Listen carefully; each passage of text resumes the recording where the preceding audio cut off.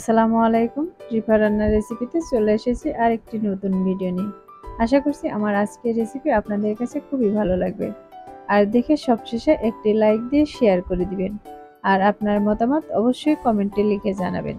চ্যানেলটি সাবস্ক্রাইব করে না থাকলে সাবস্ক্রাইব করে নোটিফিকেশনটি অন করে দিবেন, যেন আমি নতুন ভিডিও আপলোড দেওয়ার সাথে সাথে আপনার কাছে পৌঁছে যায়। এরকম একটি নাস্তার রেসিপি যদি আপনার টেবিলে থাকে, তাহলে দেখবেন আপনার ডাইনিং এর সৌন্দর্য আরো দ্বিগুণ বেড়ে যাবে। তাহলে আর কথা না বাড়িয়ে চলে যাচ্ছি মূল রেসিপিতে। এই রেসিপিটি তৈরি করার জন্য আমি প্রথমে নিয়েছি 2 কাপ ময়দা। এখানে ময়দা বা আটা যে কোনো একটা নিলেই চলবে। আর দিয়ে দিচ্ছি স্বাদ মতো লবণ। এখন দিয়ে দিচ্ছি 3 টেবিল চামচ রান্নার তেল। আমি এই সবগুলোকে একটু হাত দিয়ে ভালোভাবে মিশিয়ে নিব। এটাকে খুব বেশি সময় ধরে মেশানোর প্রয়োজন নেই। 1 মিনিটের মতো হাত দিয়ে এভাবে ঘষে ঘষে ময়ম করে নিব। এটাকে ময়ম করা হয়ে গেলে এর মধ্যে দিয়ে দিব পানি। আমি এখানে পানিটাকে একবারে দিব না, একটু একটু পানি দিয়ে একটা রুটির ডো তৈরি করে নিব। আমি আবার একটু পানি দিয়ে দিচ্ছি আর হাত দিয়ে ভালোভাবে মাখিয়ে নিচ্ছি।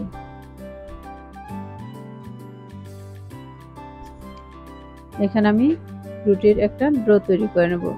এই ডোটাকে খুব শক্তও বানাবো না, আবার খুব নরমও বানাবো না। আমরা রেগুলার যে রুটি বানাই সেরকমই একটা ডো তৈরি করে নিব। আর এখান থেকে আমি ছোট ছোট করে লেচি কেটে নিব। আমি যে কয়টা নাস্তা বানাবো ঠিক সেই কয়টা লেচি কেটে নিব। এগুলো আমার লেচি কেটে নেওয়া হয়ে গেছে। এখন এটাকে সাইডে নিয়ে নিচ্ছি।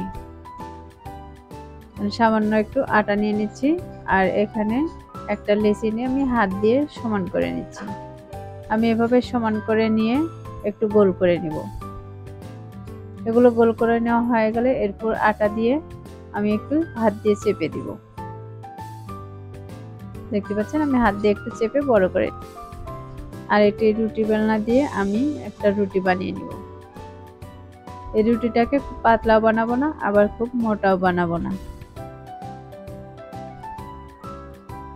আমার রুটি বানানো হয়ে গেছে। এখন সাইড থেকে আমি কেটে নিচ্ছি। আমি কেটে এটাকে সমান করে নিব। আমি চতুর্পাশে এভাবে কেটে নিব। আর এটাকে এক পাশে একটু লম্বা করে রাখতে হবে। এখন আমি উল্টিয়ে ঘুরিয়ে নিচ্ছি এটাকে। এখন আমি একটি কাটার বা চাকু দিয়ে এভাবে কেটে নিব। দেখতে পাচ্ছেন আমি কিভাবে কেটে নিচ্ছি।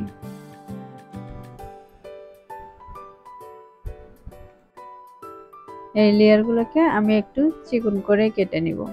এটাকে খুব মোটা করে কাটবো না। এটাকে মোটা করে কেটে নিলে খেতে ভালো লাগবে না আর দেখতেও সুন্দর লাগবে না। এই জন্য এই নাস্তাটাকে আমি ছোট ছোট করে এভাবে কেটে নিচ্ছি। এটা কেটে নেওয়া হয়ে গেছে। আমি এখন এই পাশে মাথাটা নিয়ে এসে এই পাশে লাগিয়ে দিব। এভাবে আমি আবারও লাগিয়ে নিচ্ছি আর হাত দিয়ে দুই মাথায় একটু চেপে দিচ্ছি। চেপে দেওয়া হয়ে গেলে আমি আবারও আরেকটা ভাঁজ দিয়ে নেব। এটাকে বেশ কয়েকটা লেয়ার দিয়ে দিতে হবে। আমি হাত দিয়ে চেপে দিয়েছি, এখন একটু টান দিয়ে লম্বা করে নিচ্ছি। এটাকে খুব জোরে টানাটানি করা যাবে না, এটাকে আলতোভাবে একটু টেনে লম্বা করে নিতে হবে। আমি এখন মাছ বরাবর এভাবে ভাগ করে নিয়ে উল্টিয়ে নিচ্ছি। আর উল্টিয়ে নিলে দেখতেই পাবেন কত সুন্দর একটি নাস্তা রেডি হয়ে গেছে। আমি এভাবে সবগুলো বানিয়ে নিয়েছি আর একটি প্লেটে এগুলো উঠিয়ে নিচ্ছি।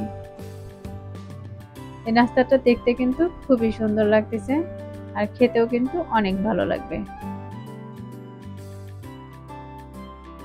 এই পিঠাগুলো ভাজার জন্য আমি একটি প্যানে তেল দিয়ে দিচ্ছি আর এই তেলটাকে গরম করে নিয়েছি। এখন গরম তেলে আমি পিঠাগুলো দিয়ে দিব। আমার যে কয়টা পিঠা এখানে দেওয়া যাবে আমি সেই কয়টা পিঠা দিয়ে দিব। এগুলো দেওয়ার পরে একটি কাঠি দিয়ে বা এরকম হাতা দিয়ে একটু ফাঁকা করে নেবে। এটাকে খুব আলতোভাবে একটু ফাঁকা করে নিতে হবে, নয়তো দেখা যাবে সবগুলো লেয়ার একসঙ্গে চেপে যাবে। আমি সবগুলোই কিন্তু এভাবে একটু ফাঁকা করে নিয়েছি।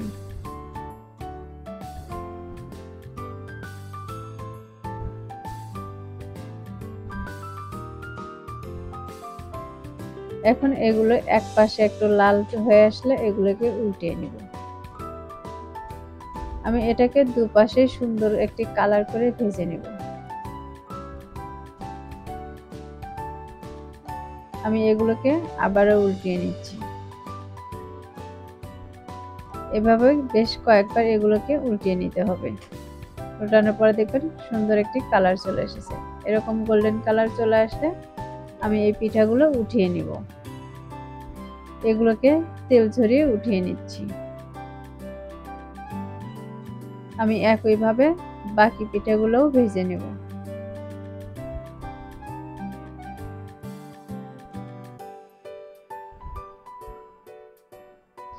আমি এখন একটা শিরা তৈরি করে নেব। তার জন্য দিয়ে দিচ্ছি 1 কাপ চিনি আর হাফ কাপ দিয়ে দিচ্ছি পানি। এগুলো চিনির সাথে একটু মিশিয়ে নেব। আর দিয়ে দিচ্ছি 3টি এলাচ। এই এলাচটা দিলে ফ্লেভারটা একটু ভালো আসবে। এগুলোকে একটু ঘন হয়ে আসলে আমি এর মধ্যে পিঠাগুলো দিয়ে দিব। আমি হাত দিয়ে একটু চেক করে দেখিয়ে দিচ্ছি। হালকা একটু চিটচিটে ভাব হয়ে আসলে আমি চুলাটা অফ করে দিব। আর এই পিঠাগুলোকে আমি দিয়ে দিচ্ছি। এই পিঠাগুলোকে দুপাশে আমি শিরা লাগিয়ে নিব। আমি এই পিঠাগুলোকে কিন্তু শিরাতে দিয়ে খুব বেশি সময় ভিজিয়ে রাখবো না। এটাকে দুপাশে খুব ভালোভাবে শিরা লাগিয়ে নিলে হবে। আমি দুপাশে ভালোভাবে শিরাটা লাগিয়ে নিয়েছি। এখন উঠিয়ে নিচ্ছি। আমি এক এক করে সবগুলো পিঠা উঠিয়ে নিব। আর দেখতে বুঝতেই পারতেছেন কত সুন্দর একটি কালার চলে এসেছে আর দেখতে কত লোভনীয় লাগতেছে। এরকম একটি রেসিপি যদি বাসায় তৈরি করেন তাহলে দেখবেন বাসার সবাই আপনার খুবই প্রশংসা করবে। আমি এগুলোকে একটু কাছ থেকে দেখিয়ে দিলাম যে কতটা সুন্দর হয়েছে। এখন এখান থেকে একটা আমি ভেঙে দেখাচ্ছি। আর ভাঙার পর দেখেন কতটা মুচমুচে হয়েছে। হাত দিয়ে এরকম চাপ দিলে দেখেন একদম ভেঙে গুঁড়ো হয়ে যাচ্ছে। এটা খেতে কিন্তু অসম্ভব মজার। আশা করছি আমার আজকের এই সহজ নাস্তার রেসিপিটি আপনাদের কাছে খুবই ভালো লেগেছে। আমার রেসিপিগুলো ভালো লাগলে একটি লাইক দিয়ে শেয়ার করে দিবেন আর কমেন্টে লিখে জানাবেন আমার আজকের রেসিপি আপনাদের কাছে কেমন লেগেছে। ভালো লাগলে প্লিজ চ্যানেলটি সাবস্ক্রাইব করে নোটিফিকেশনটি অন করে রাখবেন।